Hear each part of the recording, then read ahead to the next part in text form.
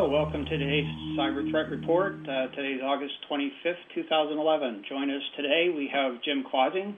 Jim Clausing is a key member of our malware analysis team. And welcome, Jim.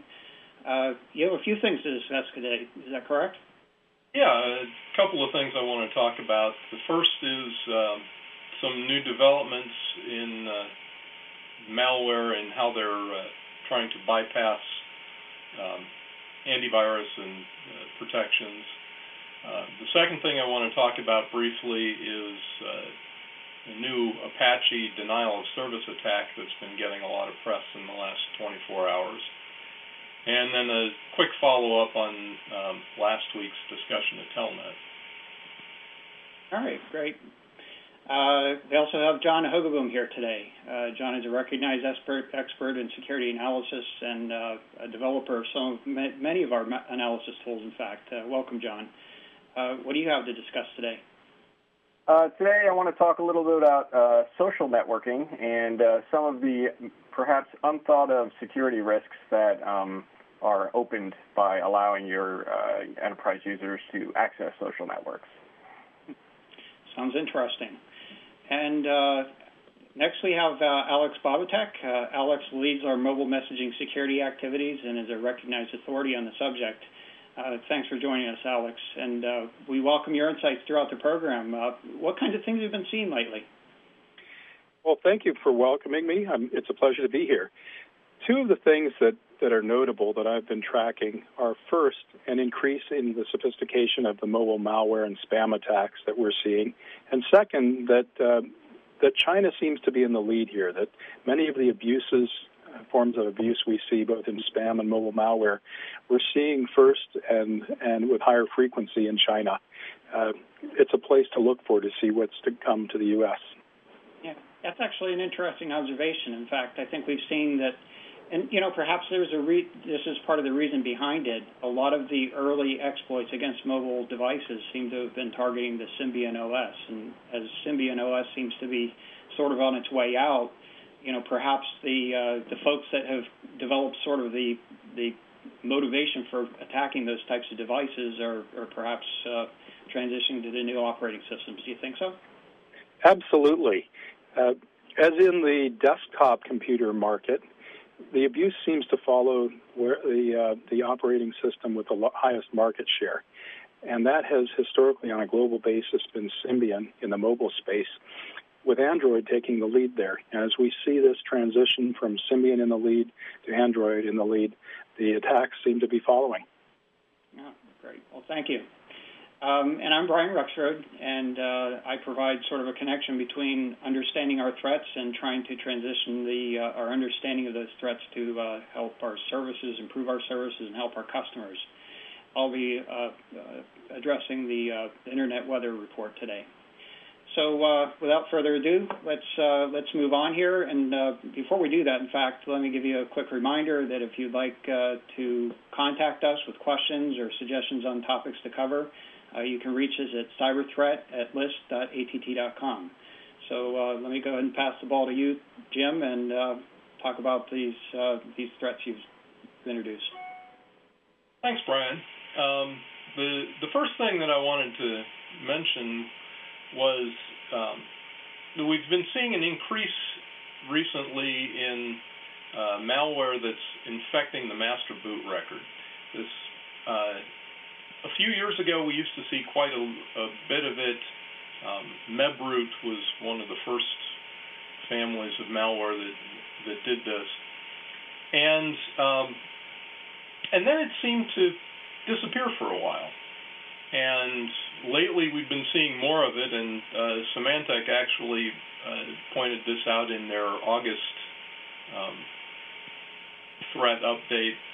That in the first 7 months of 2011, they had seen more new malware that infects the master boot record than they had seen in the previous 3 years.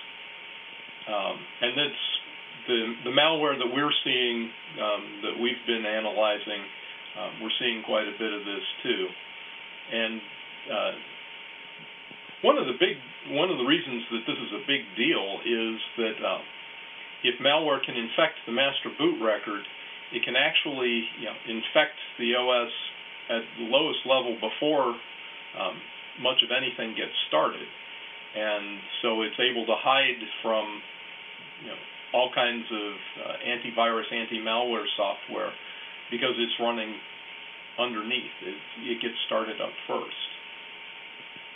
And as John is able to tell you, in some of the malware that we've analyzed over the years in our malware analysis environment, some of this MBR malware has caused us some issues because it managed to survive reboots when we thought we were cleaning the system to put a fresh malware sample on there. Yeah, I actually had to re-architect how we do our malware analysis, the automated stuff, because specifically of TIDServe or TDSS. It's quite a pain.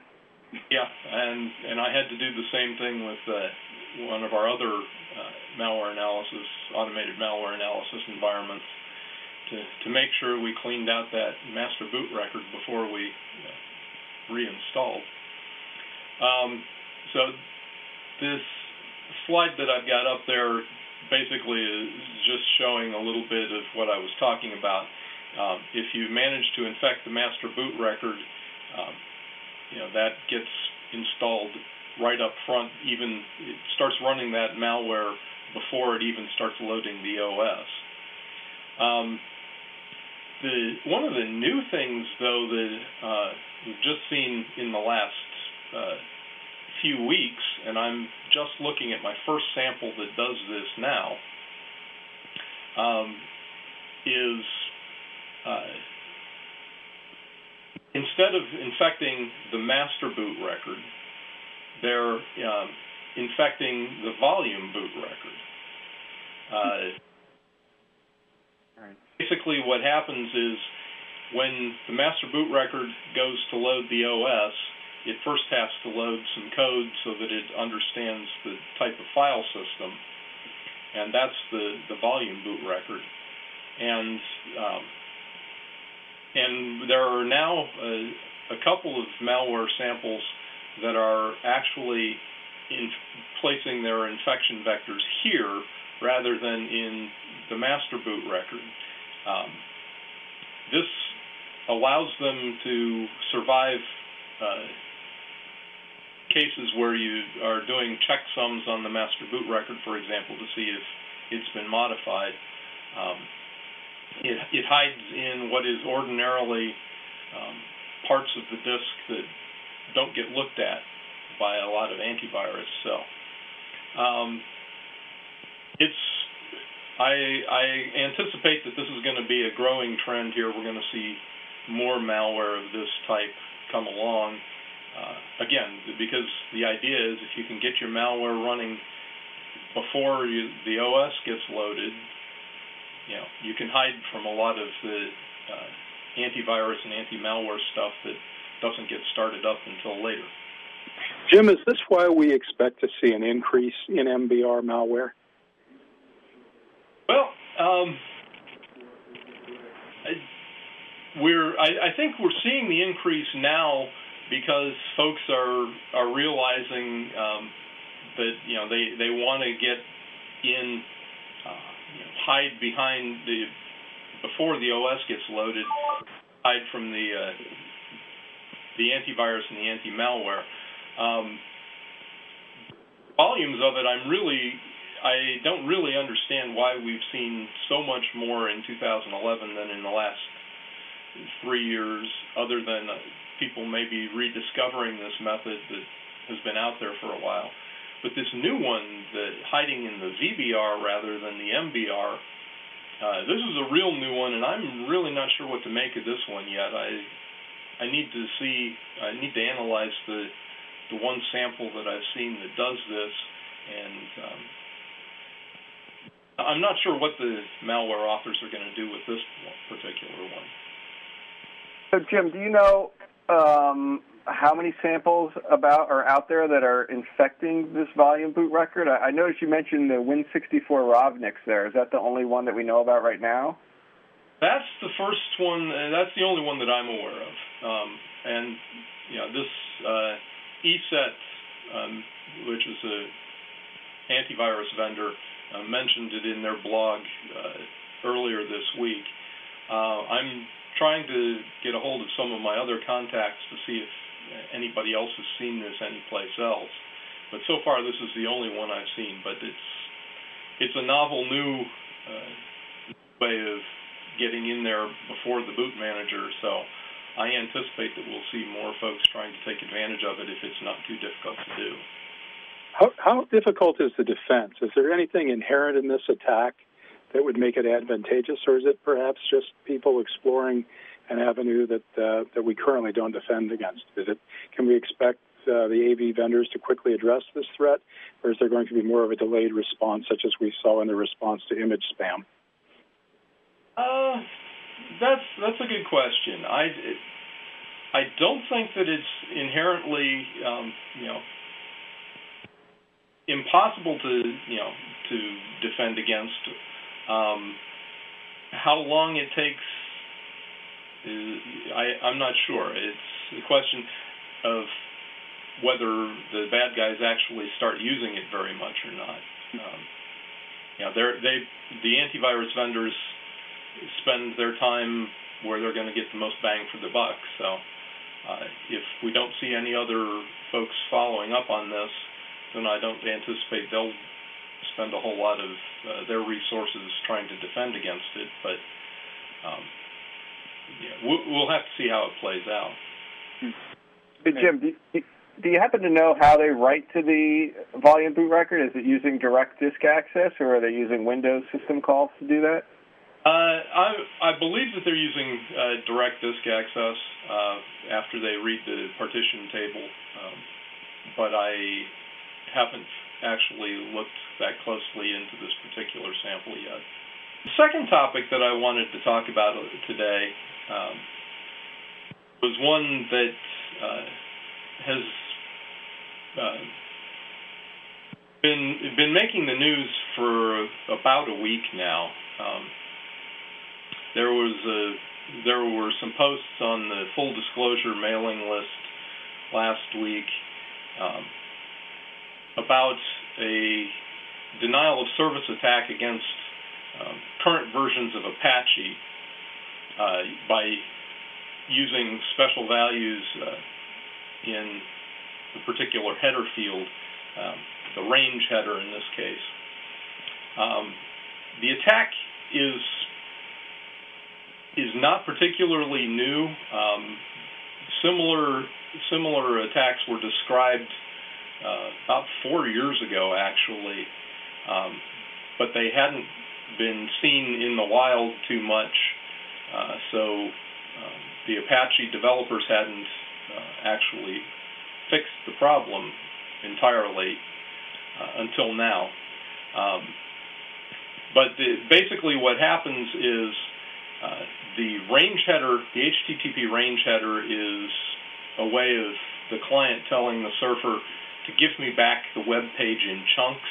Basically, I can't handle the whole thing at once if it's a huge page, for example.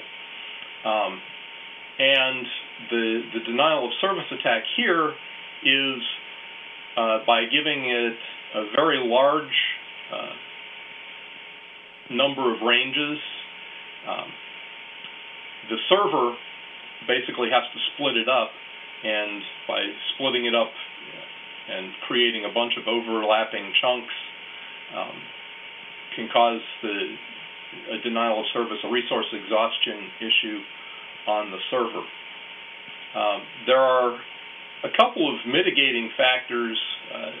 The Apache folks actually sent out a response yesterday or today.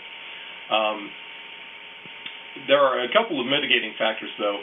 First of all, if you don't allow the range header at all, you're not vulnerable to this particular attack. The particular attack tool that is out there now also relies on the server using mod deflate or mod gzip on the server side to compress the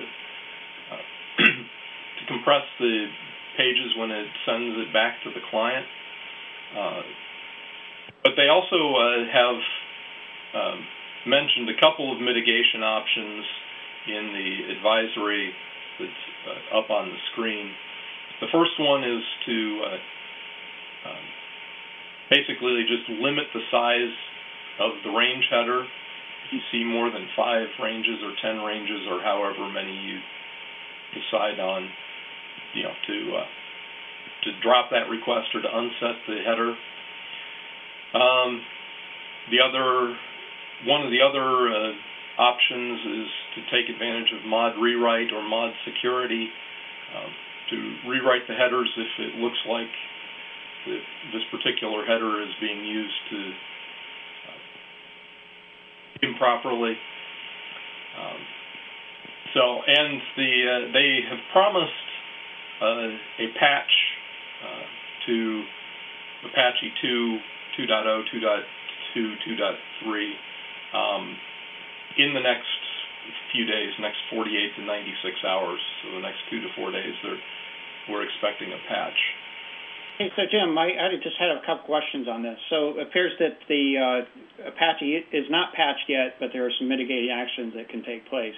Right. Do you happen to be aware whether there are any application-level firewalls that can pick up on this kind of thing? I would presume an IDS would be able to pick it up. Is that correct? Yes, you ought to be able to write an IDS signature that would detect this particular use of the range header. And the web application firewalls, I would assume that most of the good ones out there, you'd be able to write a rule. As I said, you can use mod security, which is a module that you can load into your Apache install that you can use to protect against this particular type of attack. Okay. So just one other question. Do you happen to know when the Internet Storm Center had done that study about the prevalence of accepting range headers? Do you think that maybe mobile devices would sort of require that more than previously? I don't know. Maybe Alex has a thought on that particular portion. The survey was not too long ago. I'd have to check with Johannes Ulrich, the director of the Internet Storm Center, is a friend of mine.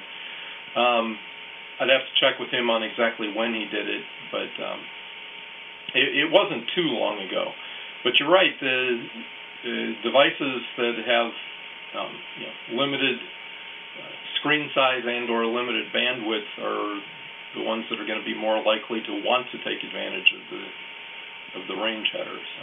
Yeah, and the way the survey was done may have some impact in the sense that some sites treat you differently if you have a browser device or indicator that suggests that you're a mobile device, and so they throw you over to sometimes a completely different site.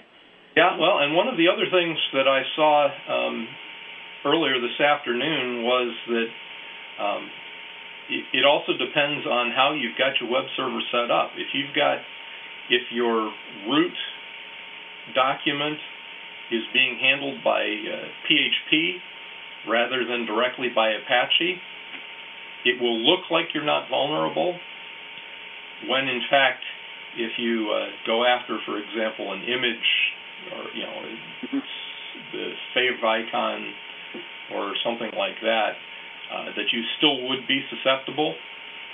So while the numbers, I think it was less than 25% in his survey looked like they were vulnerable, but those numbers could be skewed because of the methodology in doing the survey in the first place. All right. Well, thank you, Jim. And you had another topic here. Yeah, I just a quick follow-up. Last week we talked about Telnet. We've talked about it a number of times as part of the Internet Weather Report. I'm sure we're probably going to talk about it again today. But yesterday, the day before, one of my colleagues at the Internet Storm Center also did a story on Telnet, and that's the page that I've got up here. Basically, what Rob Vandenbrink was reporting here was the results of a pen test that he did for a client, and the number of devices that he found that still had Telnet enabled.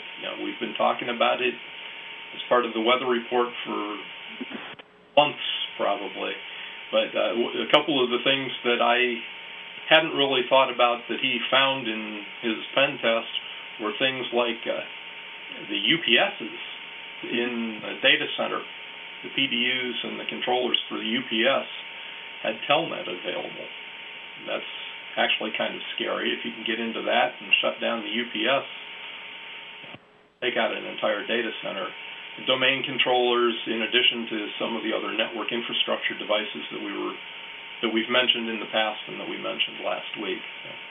Just wanted to throw that out there as, we're still seeing a lot of the scanning, and there are still a lot of devices out there that have Telnet turned on. Right. It's a classic issue is that, there are an awful lot of devices that you wouldn't necessarily expect having that service open. Thank you, John. Next item, let's move on to John here. What do you think about social networking?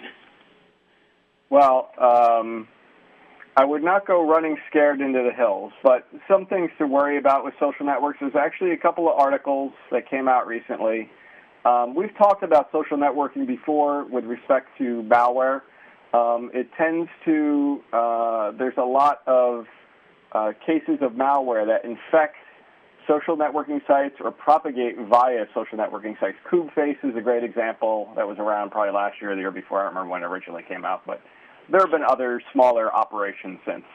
Kaspersky put out a report recently mentioning that a lot of companies are actually worried. They consider social networking and file sharing to be the most significant security risks to their enterprise, and that's usually the case because social networking, as I said, malware propagates via it.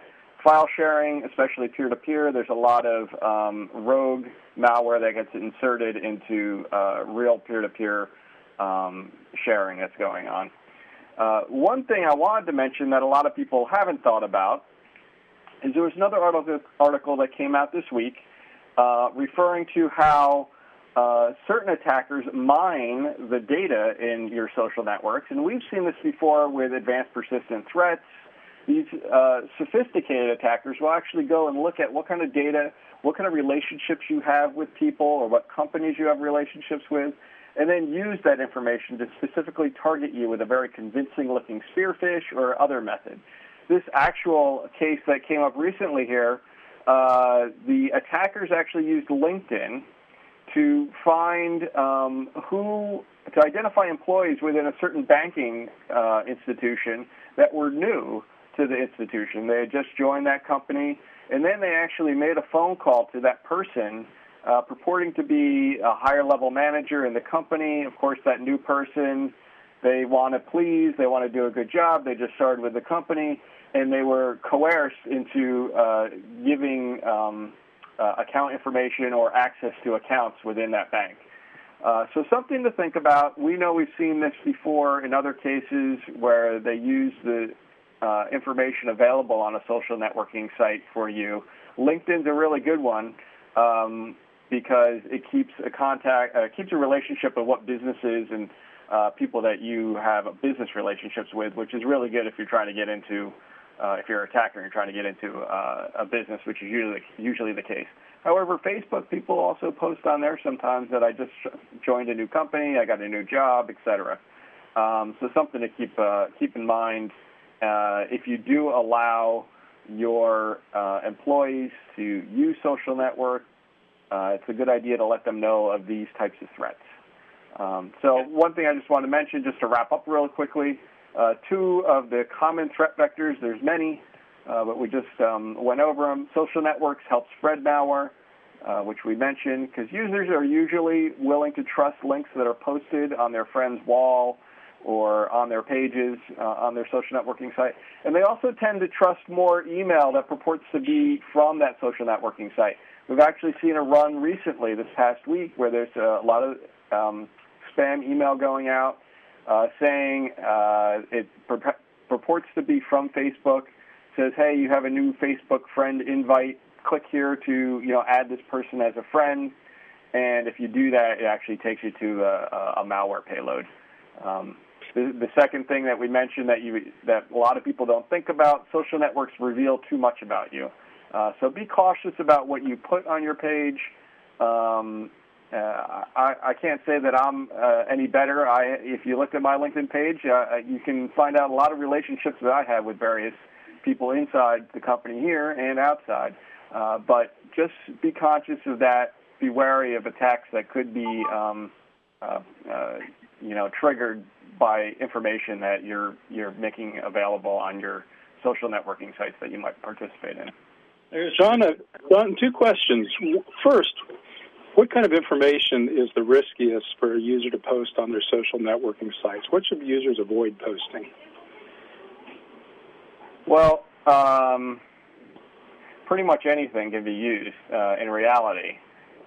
The ones that we've seen most is the business relationship. So, case in point for ourselves, just the fact that we broadcast this threat webcast inherently reveals to everybody that I have a business relationship, working relationship with the members on this call. So if I was to receive an email, I'm not saying I want anybody to do this now, but if I was to receive an email that looks like it came from Brian or Jim or Alex, I might not immediately suspect that there's something wrong there, unless it looks wrong. But I could be fooled, just like anybody could, by getting an email that purports to be from somebody that I know. And that's how the attackers are usually using this data to make a very specific, crafted type of email that looks like it's from somebody that they know. When I get an email from somebody that I have no idea who it is, I'm a lot less likely to open that one or look at the attachments therein. When it looks like it's from somebody I know, I'm a lot more likely to check it over and read it. Yeah, that's a very good question there, and I think the way I would tend to characterize it, I don't think it's what you post that's probably the most important aspect of it, because sometimes your job requires that sort of thing. I think it's being cognizant of what the public or attackers might know about you. It's important to understand what they might know and how they might be able to use it against you. So to think about it in that respect when things are being put onto a social site. Yeah, LinkedIn. What about the ads? When I log into one of the social media applications, can I trust the ads? Are they safe to click on? Well, you can't trust anything on the internet. I mean, that's really the most, what I would say, the most appropriate way to treat things. That is, if a service is being provided, I think that kind of plays into our discussion that we had a few weeks ago related to, which apps that you really want to use on a mobile device. That is, as well as any software you install on a machine, anything that you visit on the internet, you should be cognizant of the fact that there may be something wrong with that, and you really need to be focused on using sources that are important to you, that have a value, and that needs to offset the risk of using those services. Yeah, and ads have been a vector for inserting malware into respectable sites for years now, so especially ads should be avoided. But yeah, LinkedIn has become a great resource for doing reconnaissance for social engineering.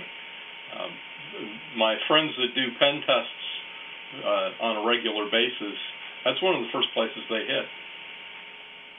I should add that we've seen mobile malware spread by malvertising on social media sites. It's moving to the mobile world. Okay. Thank you, John. That was very good. Let's go ahead on to the next segment here. Take a look at what I like to call the Internet Weather Report, and no pun intended, even though the East Coast is looking forward to Hurricane Irene coming up the coast.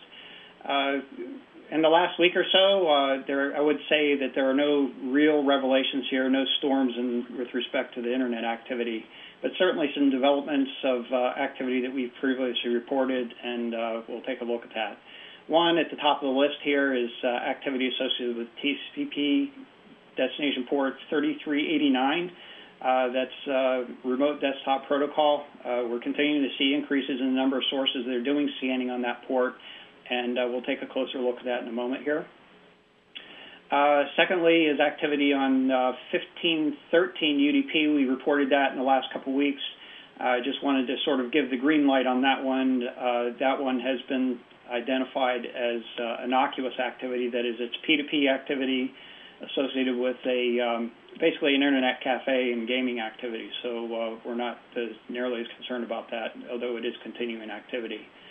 And as we've reported for the last about month or so, scanning activity on port 23, as well as scanning activity on port 22.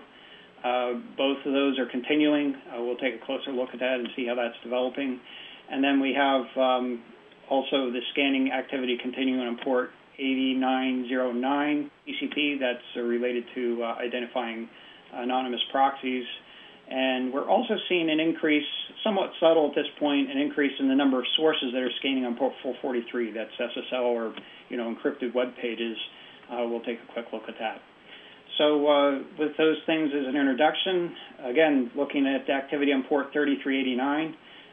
Looking back about a week or so, we were reporting on the order of about, a few hundred sources that were scanning on this port. Since then, that activity has continued to increase through the entire week. We've peaked out at upwards around 3,500 or 3,500 sources that have been scanning on that port. And I think as we've reported previously, the vast majority of this scanning activity is originating from sources in China. That is, there are two respects to this. That is, the number of sources shown on this map here is predominantly in the China region. There's certainly some increasing numbers in the U.S. region as well. But more importantly, perhaps, is the number of probes are predominantly from that China region. So that is something, obviously, we're keeping an eye on. As I'd mentioned earlier, this scanning activity that we're picking up on port 1513 UDP, that is, again, considered innocuous at this point. We've identified that that's related to a cyber cafe activity. And as we've reported previously, have been reporting, what I've done in this case, there's the previous graph that we were showing, the previous two graphs for the last 30 days of activity. This is looking at the number of sources scanning on port 23 as well as port 22 over the last 60 days. I wanted to go back further so that folks that are new to this activity can basically see that there was a large peak in that activity. We are seeing it continue to taper down. It had been attributed mostly to sources that are resident in Korea, perhaps a network configuration issue that they're working out. And that's a good sign that it is being worked out, although however slowly. We've seen a couple of lulls in terms of the scanning activity here, perhaps a loss in the command and control associated with what we believe to be a botnet associated with this. But to this point, we have not identified the command and control associated with that specific botnet. And by the way, this should be port 22 up here, so it's showing port 22 and port 23 activity. So we did have a little bit of a discovery here. Is that correct, Jim, related to this activity? Yeah, I put up a honeypot to try to collect some of the SSH scanning, figure out what they were trying to do. And as we suspected, there's a lot of password guessing, and in a couple of cases where I allowed them to think they had gotten in, there were some attempts to use some old Linux exploits and try to install some rootkits. But just to give you an idea, in the last 2 days, there have been 4,000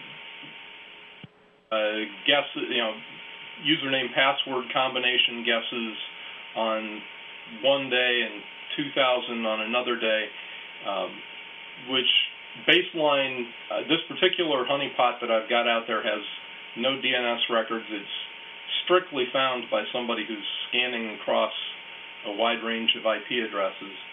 And I was seeing,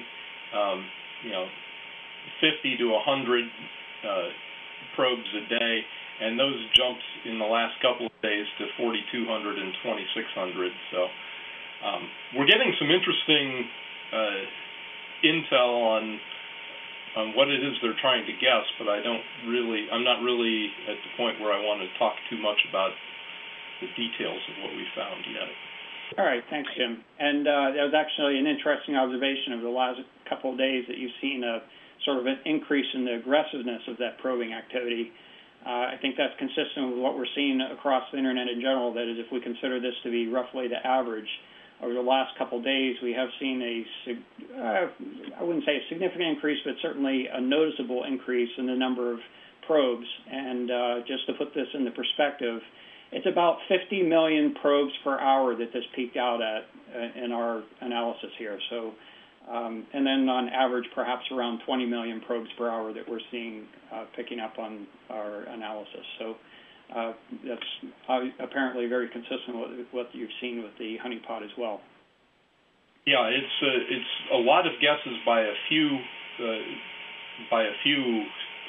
scanners, but it's a lot of guesses in the last couple of days.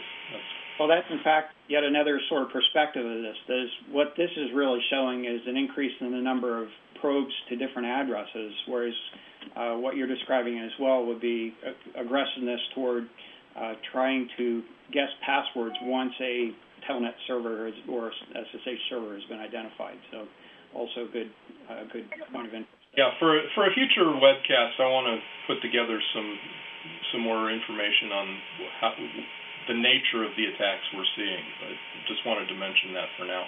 Yeah, I think that would be good because I have looked at that data a little bit and actually quite surprised at the sophistication of some of those passwords that are being used in the guessing. I think we had mentioned previously it appears that they're not just using sort of the standard password guesses, but perhaps using some intelligence that's been gathered from other attacks that may be seeding their dictionaries that are used in those attacks.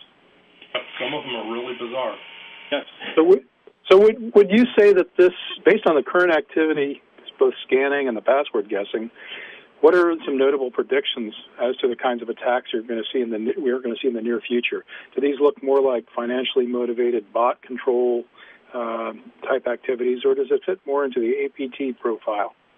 Well, that's a good question. I think typically what we've seen in the past with these is that, and perhaps we'll get a little bit of more information as the week goes on, but from the honeypot. But what we've typically seen in this case is that this type of botnet has been targeting devices more so than they've been targeting servers, although this might be a little different here. And many times that they've been targeting like DSL router devices and making those into bots. And, from a botnet operator's point of view, that's probably advantageous because there really isn't any antivirus on those devices. They're on all the time. There generally isn't a firewall on the outside of them. Those are, certainly the kinds of things you like to have in a bot. So this might be a little bit different, particularly the more recent activity that might be a little bit different. But certainly this is not new types of activity. The surge in the number of sources that we've seen doing the scanning is the fundamental thing that's new, and that seems to be relaxing as time goes on. Good question, Alex. Thanks. The next item, just very quickly, we've covered this several times previously. This is, again, scanning activity. This is in terms of the number of probes that we're seeing targeting port 8909, and we've identified that this is a port that's used for a somewhat obscure proxy tool. Now, it's interesting, one of the pieces of information that we had found, and the link, the URL for the information is actually on a blogspot website, Mr. Hinkydink here. He had blogged on I think it was August 6th was the latest update. That would put it right about here on the graph. And on August 6th, he had identified that there were about 23,000 of these proxies that he had identified on the Internet. And it's interesting to note that most of the probing activity that we've picked up has been subsequent to that. So I don't know if the information that he provided was sort of a motivator for folks to start looking for it. But in this case, it's only a handful of sources that are actually doing the probing. But it is fairly aggressive probing, peaking up around 42 million probes per hour that we're seeing here. And the vast majority of those probes are from just a handful of sources in China. So just another thing to sort of keep in mind in operations of your servers. And then last but not least, we've had sort of a subtle increase in scanning activity. That is the number of sources that are scanning on port 443, that's SSL. We do not have a direct motivation for this at this point. The scale we're looking at here is the number of sources that are scanning on this port. There's clearly an increasing trend over the last several days, and but it's not a huge. It's relatively big increase, but it's not a huge number of sources. That is, we're only looking at tens of sources at a time now. The noise floor being around 20 sources. We're up to around 100 per hour, and just taking a look at where those are mapped. They're scattered around. There's sort of a hot spot here in China in the east, but scattered around the United States as well. So we've got a number of sources. So we'll be keeping an eye on that. I think a Internet Protect alert has been put out on this just for awareness purposes, and we'll keep you updated if there are any new developments there. So I think that concludes our program today, unless there are any other comments from the team. All right, so as a final reminder, if you want to contact us, if you have feedback, questions, or recommendations for things that we should cover, please contact us at cyberthreat@list.att.com through email. And you can get this program from the Tech Channel at techchannel.att.com. As a podcast through iTunes, just search for the AT&T Cyber Threat Report, or through YouTube. Again, just search for the AT&T Cyber Threat Report. And thank you for listening to us today. Look forward to joining with you again next week. Thank you, Alex, John, and Jim.